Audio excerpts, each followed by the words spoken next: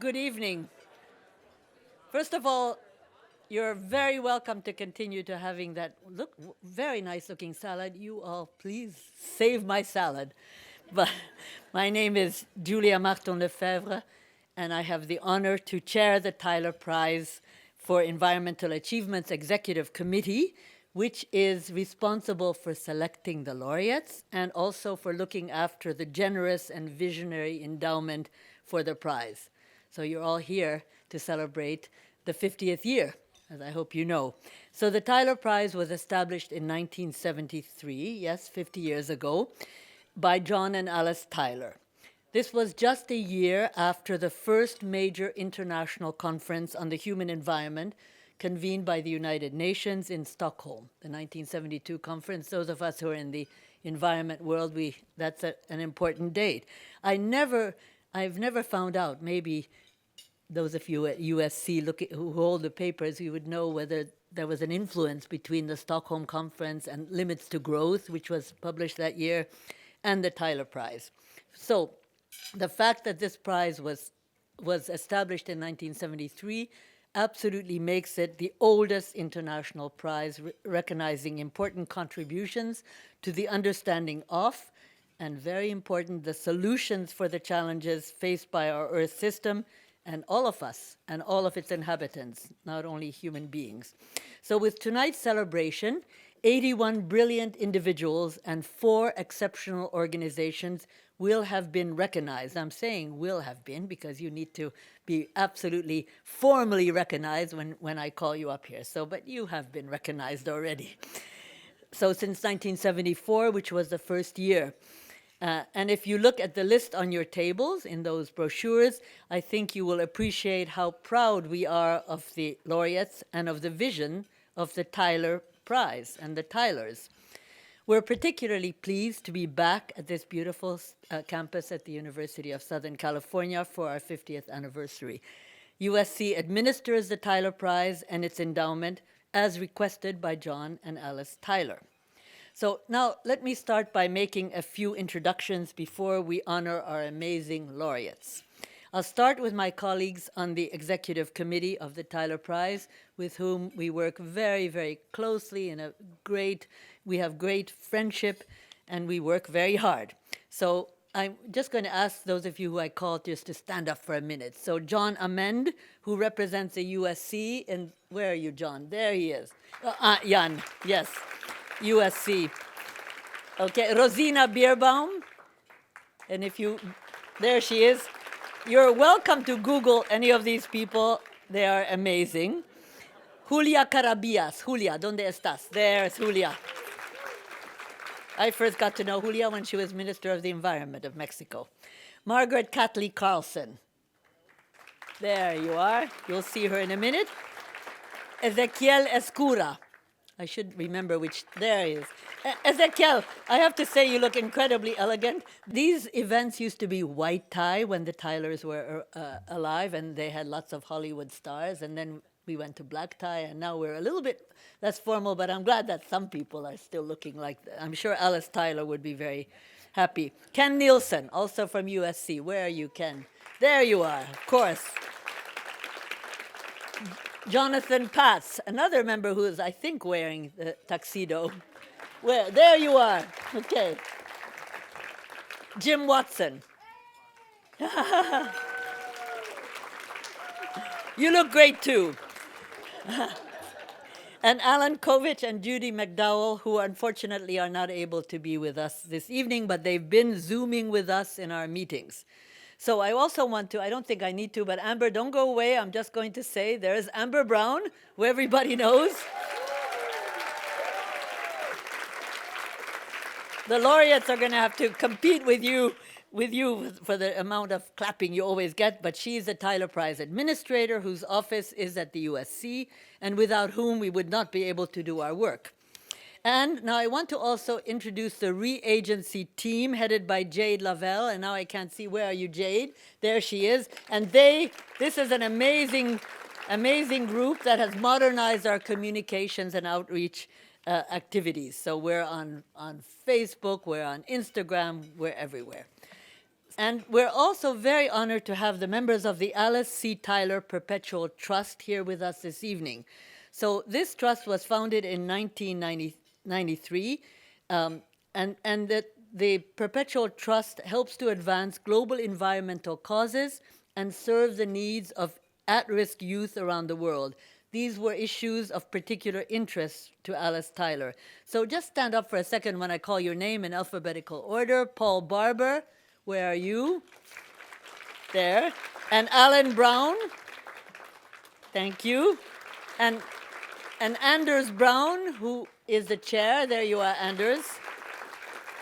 Anders, I have to ask you a question. I should know this, but there are quite a number of Browns in this group. Was that Alice Tyler's? Where does? First, I was told there'd be no hard questions. You don't know me. I'm just beginning. Yeah, definitely some historical family ties. Okay, I know several of you are related to her. Thank you. Courtney Brown, another Brown. Where? Oh, there. Okay. This is always the worst place to see anything. John Hoag. There you are. Maybe I misread. You also look very elegant. And Stephanie Pickering. There, thank you. So, those of you who are related to Alice will, I hope, appreciate how we're keeping the spirit and the wishes of your esteemed relative alive. I mean, she may not be so happy that we're not in white tie or even black tie so much, but we're still very elegant, and we really are keeping her vision. So we're also very fortunate to have John Seinfeld with us. John received the Tyler Prize in 2012. Where are you? There you are. Great. Thank you for being with us. And getting the Tyler Prize is not easy. So I also want to introduce Olympia Amon. Where are you, Olympia? There you are. Stand up. So Olympia is the director of the Jane Goodall Legacy Foundation, and Jane got the Tyler Prize in 1997, so she represents Jane. So we also have a room full of really important guests here to celebrate with us. Of course, that includes the friends and family of the laureates, and I will only mention a few of these. So we've got Ayanna Elizabeth Johnson. There you are, marine biologist and writer, and very famous. We also have Ted Danson and Mary Steenburgen, actors. There you are. Everybody knows you too. And founders and supporters of Oceana. So I could spend hours telling you all about our distinguished and interesting guests, but tonight we're focusing on our 2023 laureates, and by the end of this evening, we've arranged it that you should know everyone in this room. So now I'm pleased to introduce and to welcome up here Dr. Amber Miller, who is Dean of USC's Dornside College and Professor of Physics and Astronomy. I should have said the full name of Dornside College of Letters, Arts, and Sciences. That's a lot.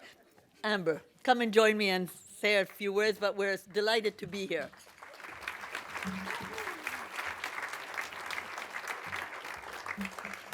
Thank you, Julia.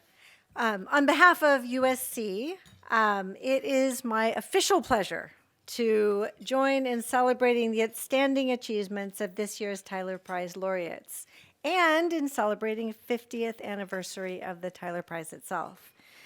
We are proud to continue serving as the institutional home for the Tyler Prize, as we have for the past 43 years. I didn't realize it had been that long. And we are thrilled that it's back here on our campus this year.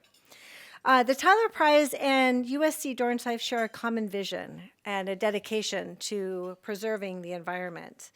And the Tyler Prize for environmental achievement is more than just an accolade. It's a symbol of our collective commitment to shaping a sustainable planet.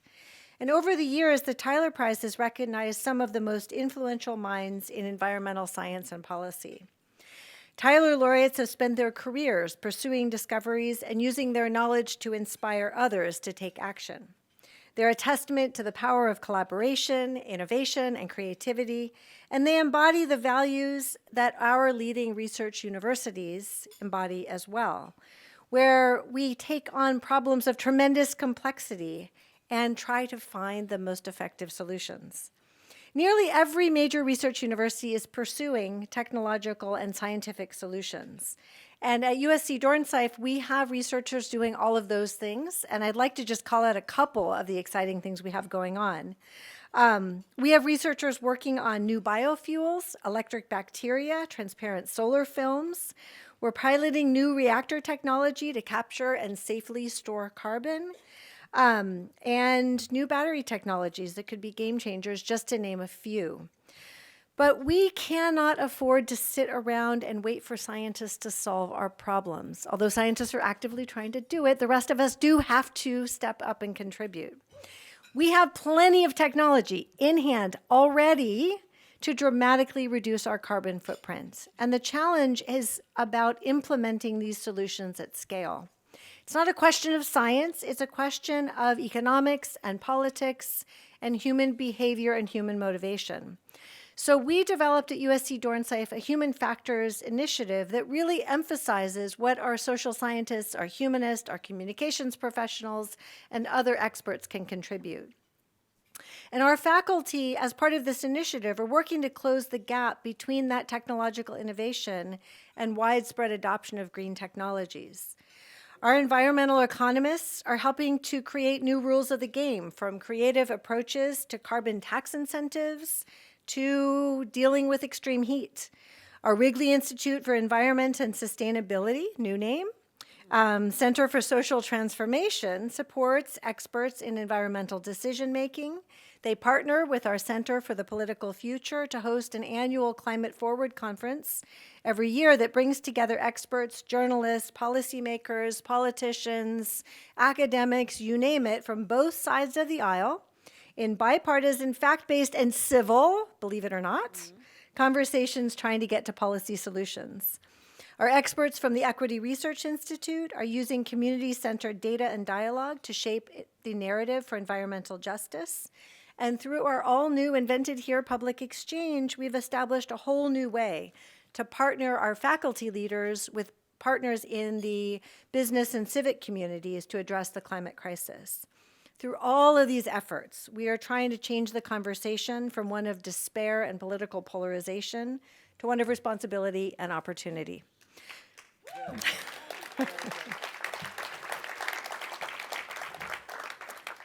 So with that in mind, it is a particular point of pride for us to have the Tyler Prize here at USC, for everything it represents in its own right, and because it helps all of us to bring attention to the kind of creative thinking that's going to drive the progress that we all so desperately need.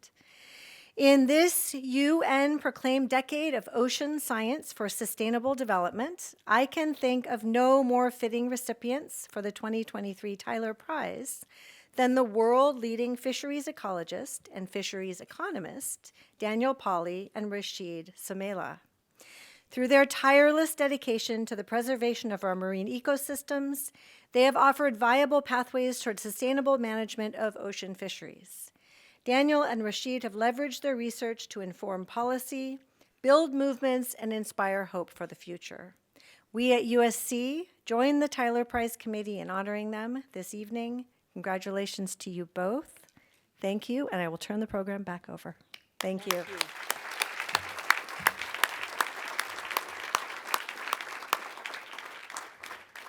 Thank you. Thank you, Dean Miller, very much. I'm particularly sensitive to your having done so much to bring the two sides of the aisle, the natural and the social sciences, together. When I used to run the world's largest international conservation and environment organization, I would sometimes overhear my colleagues at receptions, and people would say, "What do you do?" I'm saving the world, they would say. And I was raised by very manner-conscious parents, and so I didn't interrupt them then, but afterwards I would say very quietly, the world would be just fine without us. And we just need to understand how we behave. And the other thing I want to say is that it's actually very good that this is the decade of ocean sciences, but actually we love the United Nations, but we chose these two because of their science, and whether it's a decade or not, but now we're helping the decade even do better. So this evening's awards are particularly important at this time as we face the existential and inextricably linked challenges of climate change, loss of biodiversity, threats to our oceans, which occupy a little more than 70% of this blue planet. How can we have ever ignored that? Food and health insecurity, poverty, peace, equity issues, all caused by us humans, and with with the kinds of things that we are celebrating tonight and what we have been celebrating for 50 years, that can be also fixed by us humans. So we don't have the gloom and doom mood at all. We know it can be done. So the Tyler Prize Executive Committee receives a great number of excellent nominations each year for talented individuals and at times organizations. I told you that in the 50 years of history, 4 organizations have been recognized. So our criteria state that we invite nominations of strong scientists in the natural or the social sciences who have demonstrated measurable and scalable impact on policy and on practice. This, of course, is reflected in the title of the Tyler Prize for Environmental Achievement, and we really, it has, the so what is very important. What are we? So we also encourage nominees to address global inequalities, environmental justice, and demonstrate engagement with younger generations. This week, for example, we've had several panel discussions here, and of course the lectures and the conversations with our laureates, and we have involved all kinds of people from different generations, and it has been a very exciting week, and I'm very glad that a number of your students have been able to participate, but it's also all online, so if you didn't make it here, you can see it on our website soon. So tonight, as you know, we are here to celebrate the 2023 Tyler Prize laureates, Dr. Daniel Pauly and Dr. Rashid Sumaila.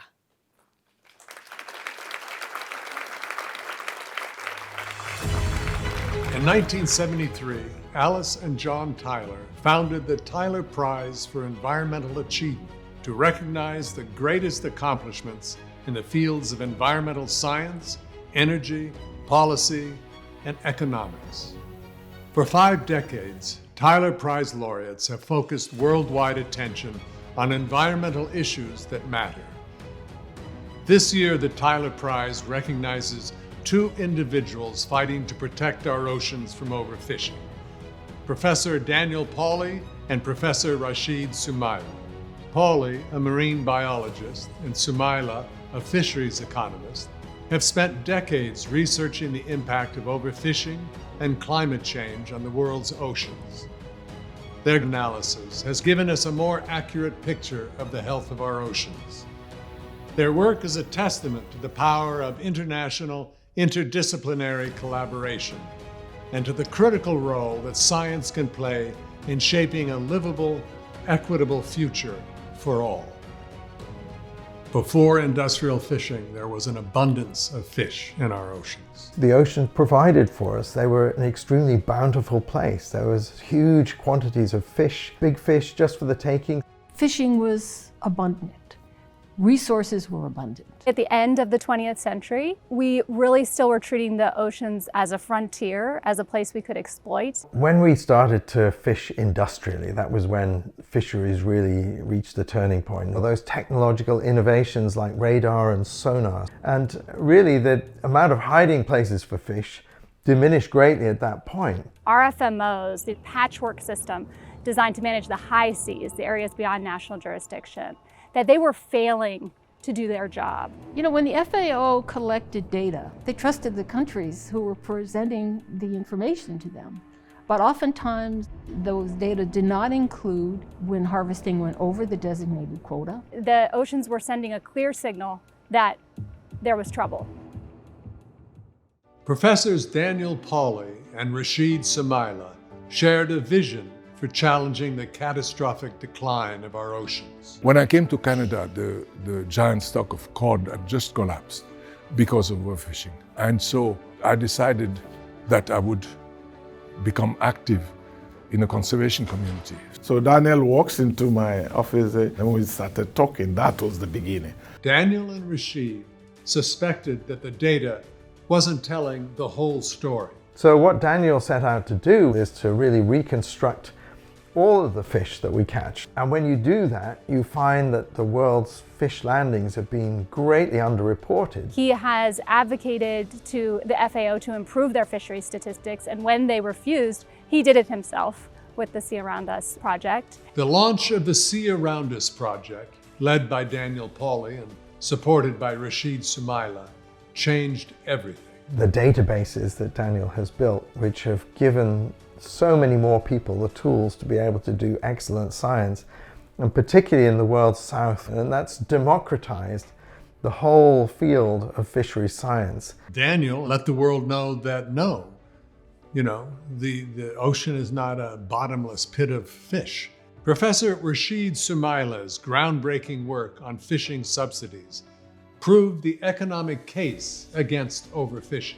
What Rashid did was to think about fisheries globally and to think about the way that capacity enhancing subsidies create these incentives to keep fishing boats operating when they shouldn't be economically. Rashid's work tells us that we can make decisions in marine conservation that are good for humanity and the planet. He's covered bioeconomics, marine ecosystem valuation, game theory, discounting. I think fundamentally, Rashid has showed us again and again that overfishing doesn't make sense from an economic point of view.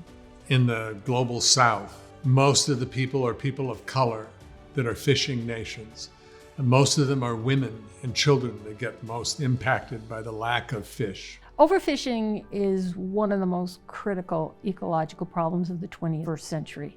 Unless we make solving overfishing a priority, we will lose far more than just fish and the industries that depend on them. Daniel and Rashid's work has been monumental for ocean conservation, and especially in regions like the global south, where the problem of food insecurity are really a critical problem. Rashid and I work together well because we have a similarity of purpose. We don't like stupid things happening, and basically overfishing is stupid. It's just a nice marriage, if you like, of ecology and economics in a beautiful way that helps us to do things we couldn't do alone. Daniel's and Rashid's work has transformed the way that we think about the ocean. We are in the midst of the United Nations Decade of Ocean Sciences for Sustainability, and the Tyler Prize Executive Committee recognized Daniel Pauly and Rashid Sumaila as two champions of sustainability of the world's oceans.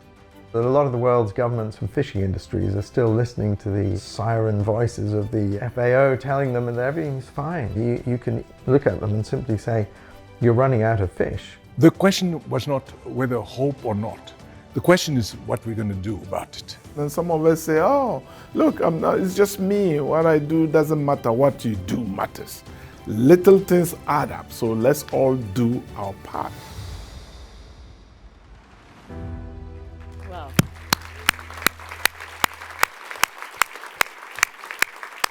Even our laureates hadn't seen this wonderful film. And thank you very much for thinking of putting a screen here, because all those beautiful chandeliers blocked me, but I had it here. That was really beautiful. So now I'm pleased to invite Dr. Ken Nielsen, member of the Tyler Prize Executive Committee, to come up here and to introduce Daniel Pauly.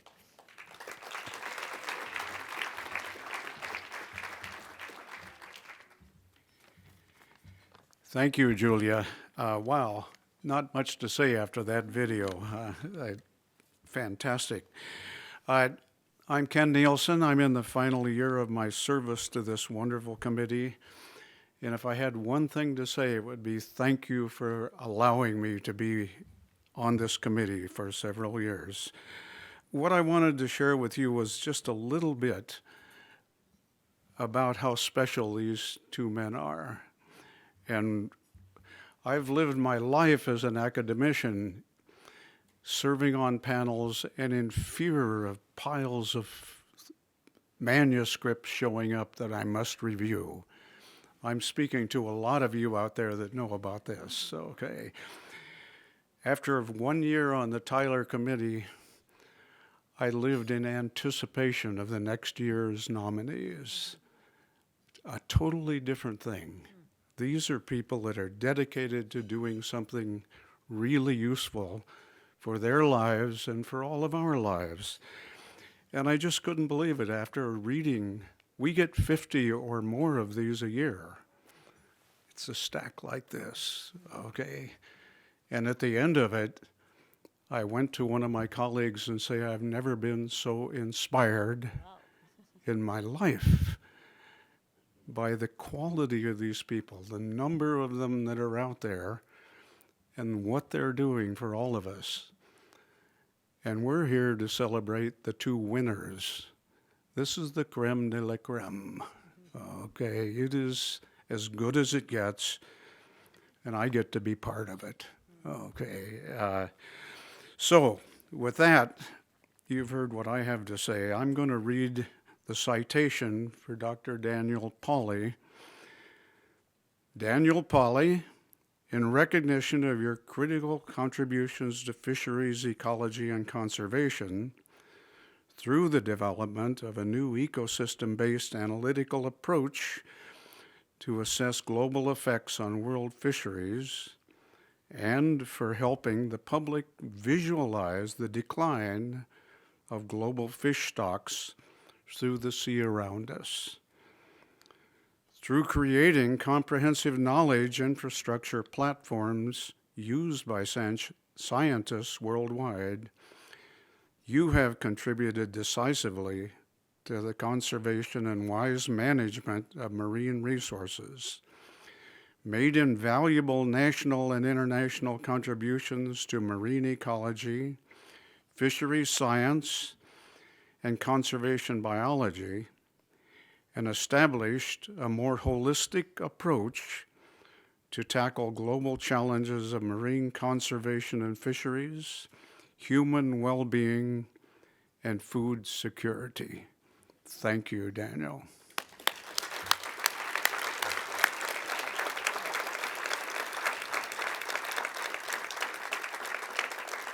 And now I'd like to invite Daniel to the podium.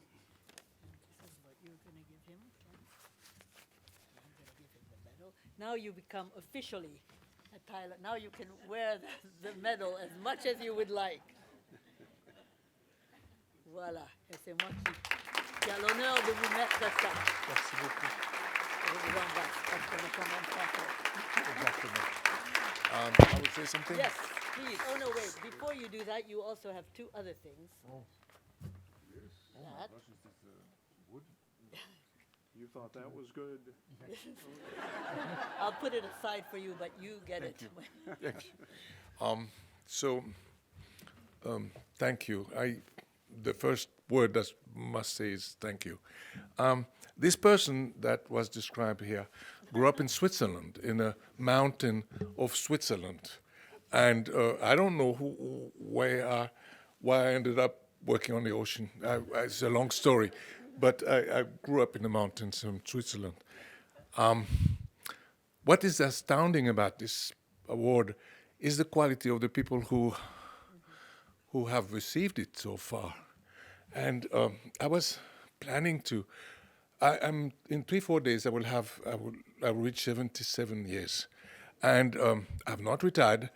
And I was planning to begin to consider retiring, but the people who have gotten the Tyler Prize are really good, and I feel somehow that I must do something more to be like them. That will keep me going. Thank you very much.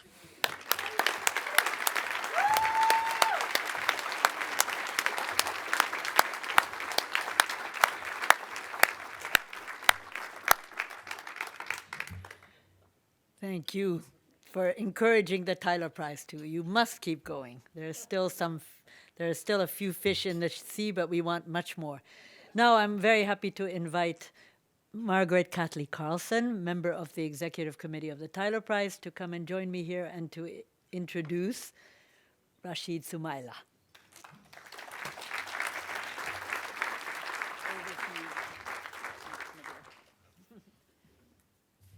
Thank you very much. How splendid to be here to see all of you.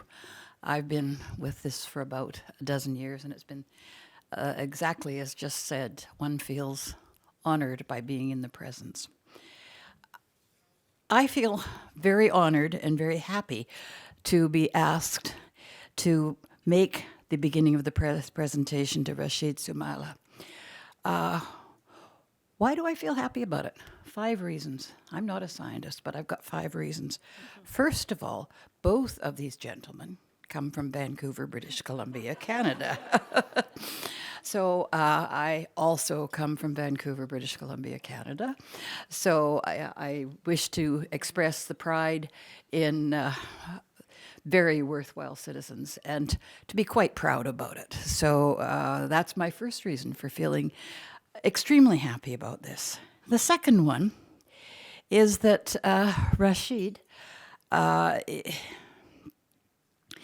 expressed, I'm sorry, my eyes are not good, so I'm going to have some stumbling here, and I do apologize.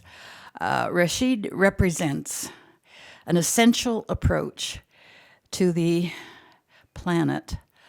It needs to solve most of our problems, moving from a silo to the larger place. Now, I don't know, I've been making speeches on a great number of issues on water, on food production, all sorts of questions. And one of the major obstacles, and at the end of my slide deck, I always have a picture of silos. And I talk about the need, the joy of what the 20th century brought us, which was improved science in a lot of silos, but what it didn't do was learn how to start opening those silos and moving knowledge and moving the faith and the concern from one to the other. And he is the epitome of the recognition about the importance of breaking through the silos. Whoever thought that a biologist would become a bioenvironmentalist? You know, somebody who can become an economist and a fisher expert at the same time is really quite extraordinary. So this is a very important part, and this needs to spread contagiously across the world of scientists to move out of the silo approach into the approach that joins up the knowledge that we have. So that's the second one. Number 3. He has created and disseminated based on the science, but he goes beyond science. And he's not afraid to speak about morality, about what is good, what is bad, what is right, what is wrong. Not all scientists do that. In fact, I've met many scientists in my life who say, well, it's up to me to set the facts on paper, and it's up to you as the reader to decide whether this is good or bad. Well, that's exactly how we got to the place that we're in, as just described, with being fearful of saying, this is not good, this is very bad, and this scientist, this person, absolutely does not hesitate to do this. So that's the third thing I wanted to talk about.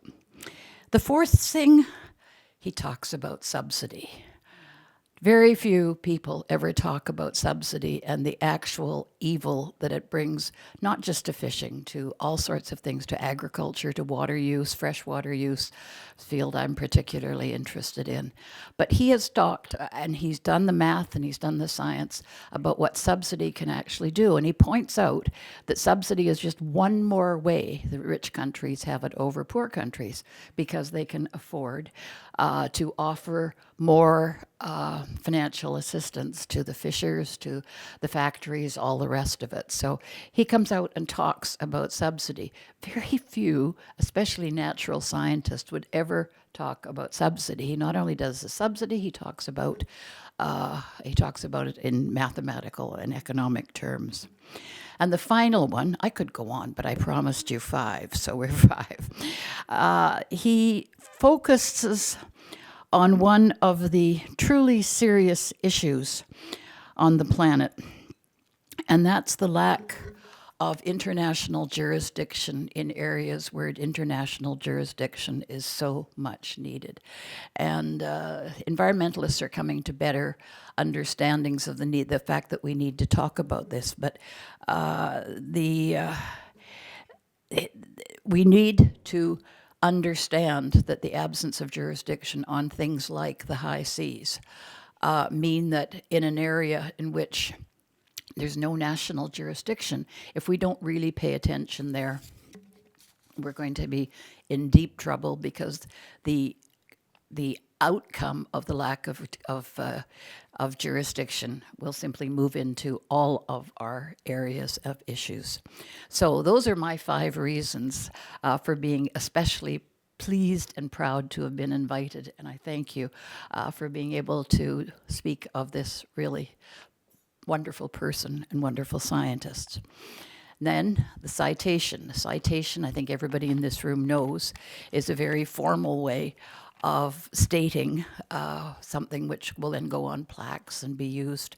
And I'm going to have trouble reading this because I say I've got eyes that don't function quite like they used to, but here goes. You be with me. You understand what I'm saying. Rashid Sumaila. It's okay. In recognition of your integration of economics, ecology, and other disciplines to sustain and manage ocean fisheries resources for the benefit of current and future generations, and for your work with communities, both on the ground in Africa and the communities of the world and the community that is the world. Through the application of game theory to manage the management of the shared fisheries resource and exploring the optimum management of the ocean fisheries, provide insights into how best to set best to set catch quotas for interacting species and fresh sectors, recommending reducing subsidies, got to that one again, for fish information and benefiting for the long-term subsistence of criteria of fish stocks, and developing the international discount rate that captured the long-term value of the fish.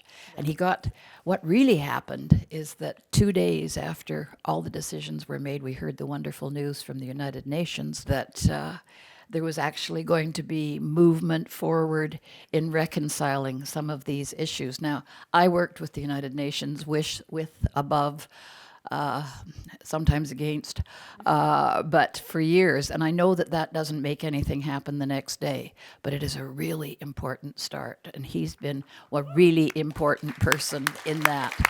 Thank you very much. Call him up. Rashid, come and join us. Yes. Call him up. Rashid, come and join the stumbling maiden. So this is what you're going to give him. And Right. first I'm going to give him the medal. Okay. So first, Rashid, I'm going to give this to you so you can be an official Tyler Prize laureate. Thank you. Another one, absolutely. Very good. And this is And I also get the very- kisses too. Oh, of course, yeah. Thank you so much, Maggie. Okay. Wonderful. Yeah. Thank you. And here's your citation. Much better done than what Yeah, I thank just you did. for everything. Yeah, thank And are you thank presenting this? No, you are. That's, he's getting. This is the check. Oh, this is a check. Yeah, this is the check, Let, yes. let me share it with everybody. This is a check. Thank you so much. Over to you for a few words to us. Okay, I'll you move so out of your way. much, yeah. Oh, My joy. yeah. Yeah, so thank you is the place to start. There are many people to thank. I don't have time to thank all of you by name, but thanks to all. Maggie, thank you so much. It was amazing how you did it. I mean, The 5 reasons. yeah, 5 reasons. Yeah, it's wonderful. So, okay, I haven't said that, just 2 things. And The first one is actually, this was announced during February, and this was the Black History Month. And I took that really close here because one of the goals, and it's not only me, Daniel too, is actually to inspire disadvantaged people. The way we do our science, the data we collect, how we share it, we want to live the world because really the world, our weakest link is, our strength is the weakest link, right? So if we don't move everybody, we are actually not going to go far alone, right? And you can do this. And so that I thought was very nice to get that announcement because our goal is to inspire.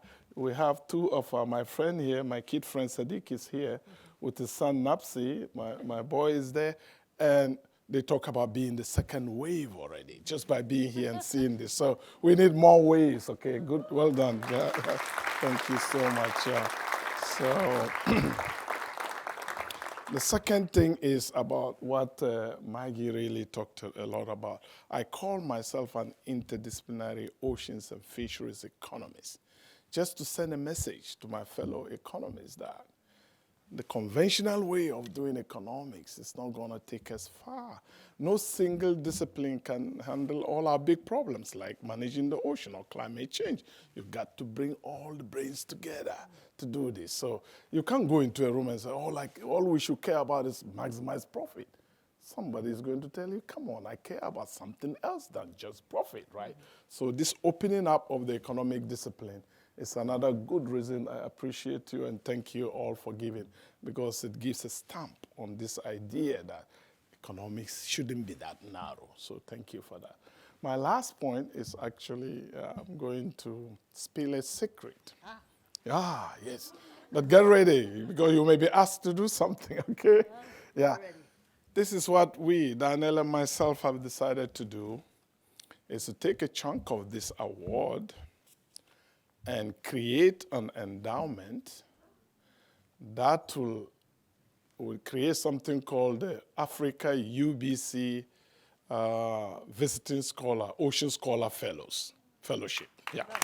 We're going to do this. We're going to do this.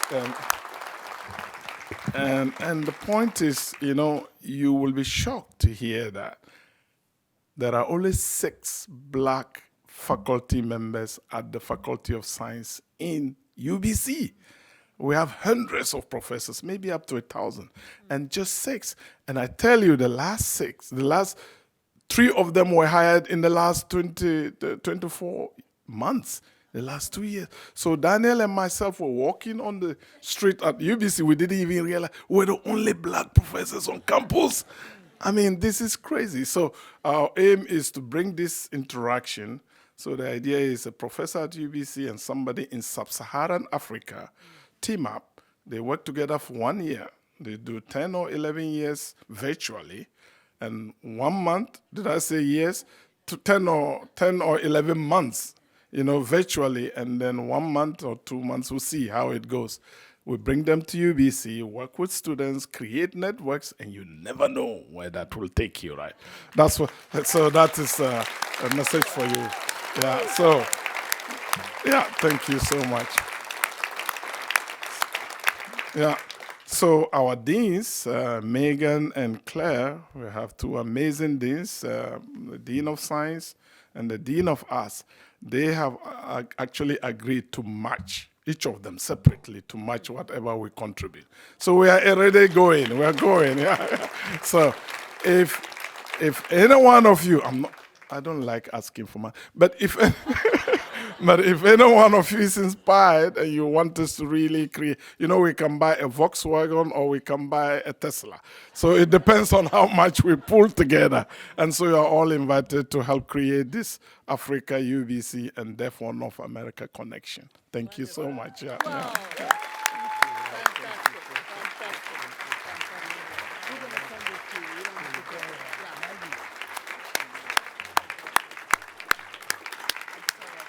No, you were great.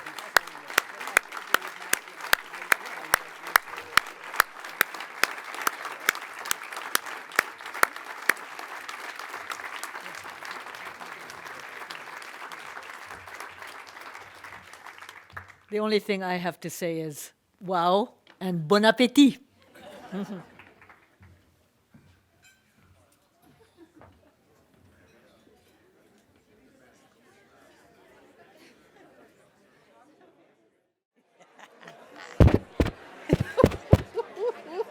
So I'm obviously, you see, I think everybody wants to stay.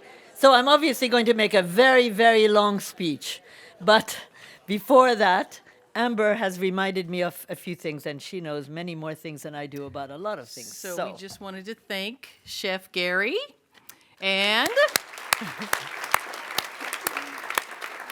the USC hospitality team Yes, absolutely. for all of the work that they have done today. You guys didn't see behind the scenes. I don't know if they'll have me back. But listen, you chose the menu, and I think we should all turn vegetarians. I'm French, so, I'm a little difficult about this. This was amazing. Are there any leftovers that we can take doggy bags home? No, it was really amazing. The wine was good. And now we can continue drinking outside or stay inside here and stay warm. So first of all, I really want to thank the musicians, but they're gone. But it's a student. They've hopefully are getting a good dinner. And it's a student team from the USC's Thornton School of Music, and they were really good. So that is very important. And then now I want to just remind you that the Tyler Prize is moving on to its 51st year. And so it's very important to get the word out. We get amazing laureates because there are some people around the world who figure this out and have to nominate them. We cannot nominate, we just have to choose. And this was not so difficult this year with these two. So our website, tylerprize.org, and it's on the 15th of May that the new application forms are on the website. So look out for that and tell your friends, please. It's very important. So I also want to, but stay with me, because if I don't want to get it wrong now, because I think this was your idea, but there's a Tyler Prize tradition that those beautiful flowers, which are, what are they? They're, locally sourced. Are you sure? Where is I was Ezekiel? told they were locally sourced. Ezekiel, how are those locally sourced, really, those flowers? You're our botanist in residence. Okay, well, they're not that locally sourced, but we were told they were locally sourced. We're trying to really walk the talk on environment. Okay, but at least I can tell you they're beautiful, and I can tell you that they're in repurposed vases. I'm not sure I know what that means, but it sounds good, repurposed. So it's environmental. So now, this is the important thing. Each table's decoration can be taken home by one person at that table. Although there are some that Sometimes have 3 on there. 3. There are some that have 3 Okay. bouquets. All right. Well, anyway, you can decide that. But how do you decide? It has to be the person at your table whose birthday is the closest to the World Environment Day, which, does anybody know what that date is? Every day. That's good. You're right. Okay, but it's officially the 5th of June. So you don't have to ask each other about what year you were born, but okay, so before you negotiate that, let me just tell you, oh my goodness, this always happens. So before you negotiate that, let me just, first of all, just tell you that when you feel like standing up, if you still can, there are coffee and tea and desserts over there with a wonderful fire going. And what's happening outside? There's a bar. The bar is still open outside. The bar is still open outside for, I hope we're drinking California wines. Well, okay. Anyway, it's very good. So the bar is outside, coffee and tea and desserts are there. And your assignment, you remember what I said about an hour ago, that you're supposed to get to know everybody before you leave. So that's all. From me, can we just give another applause to our amazing laureates?